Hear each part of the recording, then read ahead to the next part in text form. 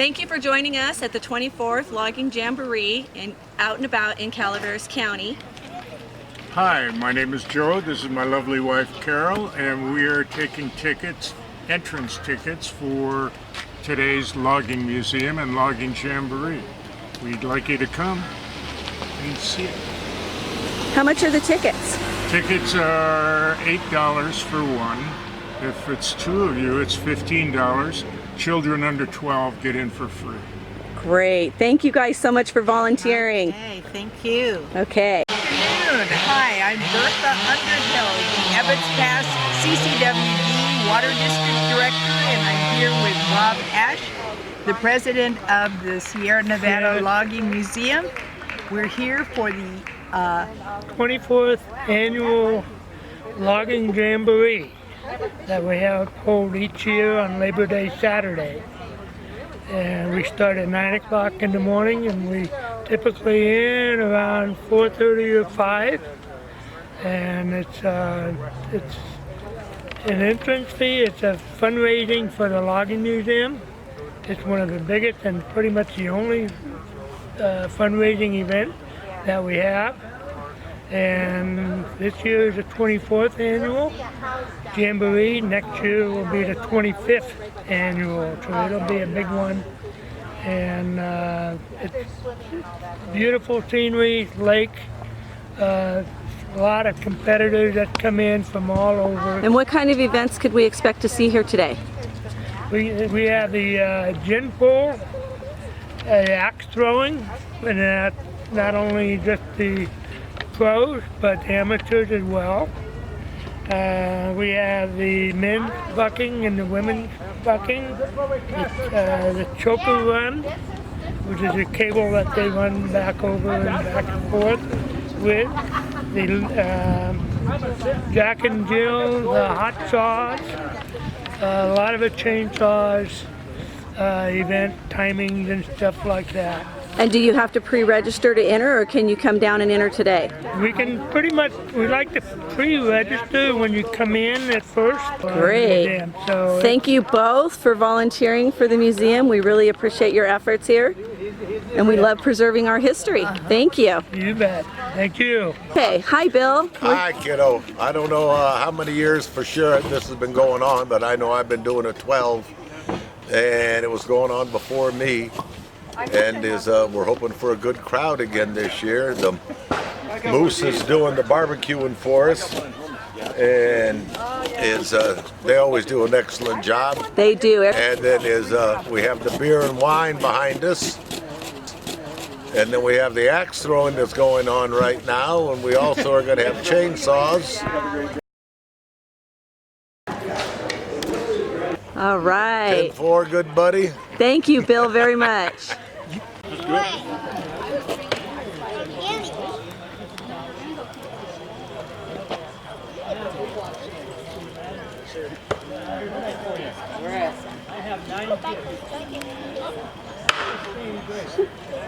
Hi, my name is Damon Bortz. I'm the governor of the Ebbets Pass Moose Lodge. We're out here supporting our lodge and our community by cooking.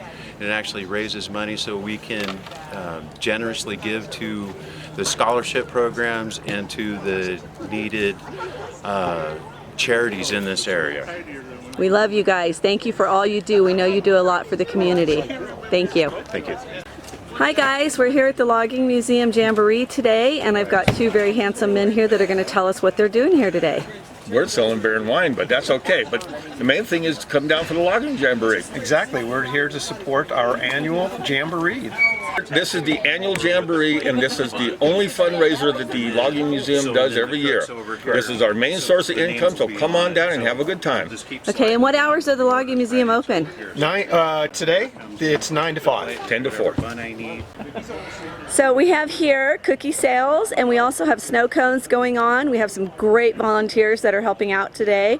Thank you all.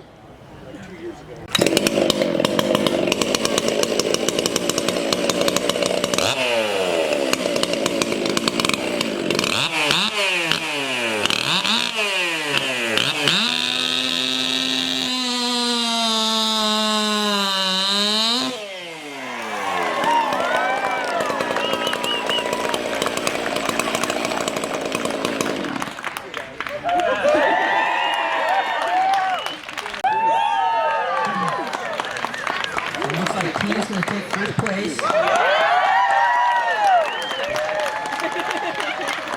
Hoopley's coming in at second with a 3.95. Aaron, you forgot. As always, we have our volunteer sheriff's department here, and we love to say thank you to you guys for helping every event run so smoothly.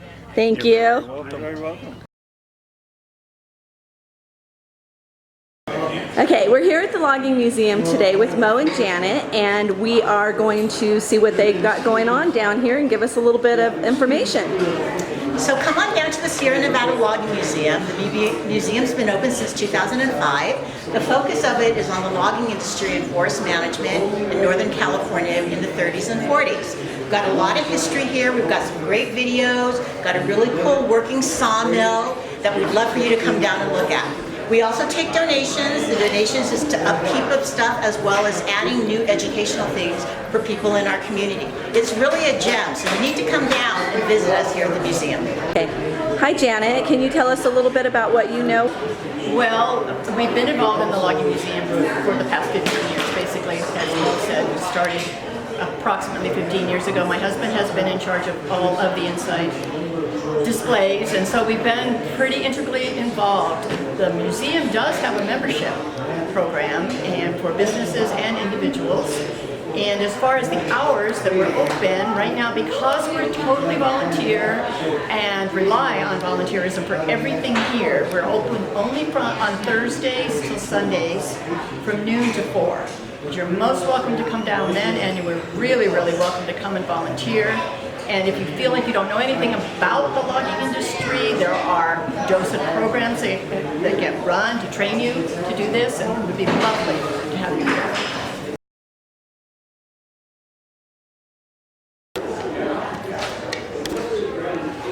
Welcome to our Lightbox display of the Blagan Mill in the town of White Pines. Photo number 1 is of the Blagan Mill that was at the far end of what is today White Pines Lake. The mill was here because Frank Blagan and family, who owned and operated the Davies Jones Lumber Company in Sierra County from 1924 until 1938, had run out of sugar pine there. Mr. Blagan secured timber rights in Calaveras and Amador counties, amounting to about 21,000 acres from Calaveras Land and Timber Company. He also purchased the Dunbar Ranch, which gave him enough property to build his mill, the town of White Pines, and the water source for the mill in town.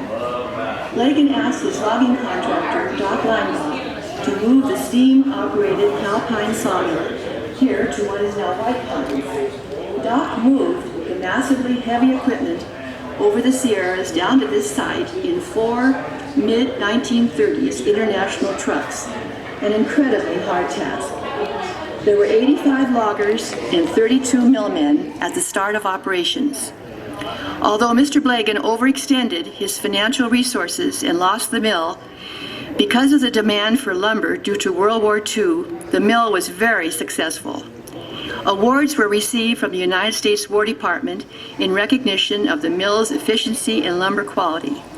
The mill retained the Blagan name until it closed in 1962, and the town retained the name it had been given by Blagan's wife, Helen, White Pines. Photo number 2 is an aerial view showing the Blagan mill site, the reservoir supplying water to both the mill and the subdivision, the sawmill, which is where the ball field now lies, and the lumber yard where the lake is now. San Antonio Creek supplied the mill pond with water. The mill was closed in 1962 by its owner at the time, American Forest Products. They built the dam that created the lake with the intention of subdividing along both sides of the lake and stream all the way up to Camp Connell.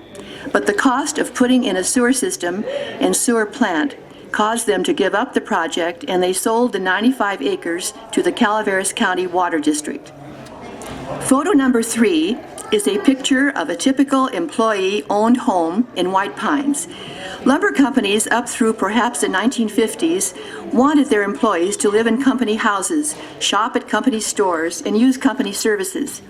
In White Pines, the Blagans took a different approach and sold lots on the uphill side of Blagan Road to employees for $200, which included free electricity and water. These lots were snatched up and building began almost before the survey stakes were put in, according to Howard Blagan, who was in charge of surveying the town site. Bank of America in Angels Camp staked employees who bought lots to a $2,000 home loan. Homes were built in just a few months, along with the post office, grocery store, school, and recreation building. Many of the employees who didn't or couldn't buy lots lived in a tent city, here where the museum, part of the lake, the school, and the White Pines Park are now. The tents were replaced by cabins for the most part, and although they couldn't own the land upon which the cabins sat, people lived in those cabins, in some cases until 1962, when American Forest Products closed the mill and evicted the cabin families. Many of the cabin families ended up buying homes in the town site. The cabin families and those living in the permanent homes formed a very close feeling of community, a feeling that for the most part still exists today. Photo number 4 is the former Avery School, now Independence Hall. It was built in 1939 by the Blagan Lumber Company. In 1937, Miss Hazel Fisher had about 20 students in the one-room Avery School in Avery. This school served children from just above Murphy's to Camp Connell. In 1938, the Blagans brought about 200 new people to the area, many of them children. The children were accommodated in the old school and the dining room of the Avery Hotel until a new school could be built. Miss Hazel Fisher taught 48 years without missing a day and retired in 1965. The Avery School was then renamed the Hazel Fisher School in her honor. In 1973, the school built by the lumber company became vacant due to the new school built across from White Pines Park. On July 4th, 1976, the historical building was named Independence Hall and opened for community use, often being used multiple times per day.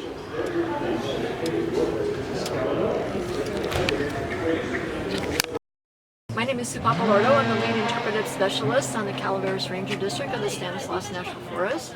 And I do interpretive programs up at Lake Alpine and at Wakaloo Hepio Campground. And today we're here at the Logging Jamboree with our booth. We have some information about our interpretive programs that we do during the summer right here on our board. And also we have some program guides. We also have some information about the forest, such as our visitor guide called the Stanislaus Traveler. And we have some brochures over here on the rack as well with information about the forest and just different brochures about how you can be safe on the forest.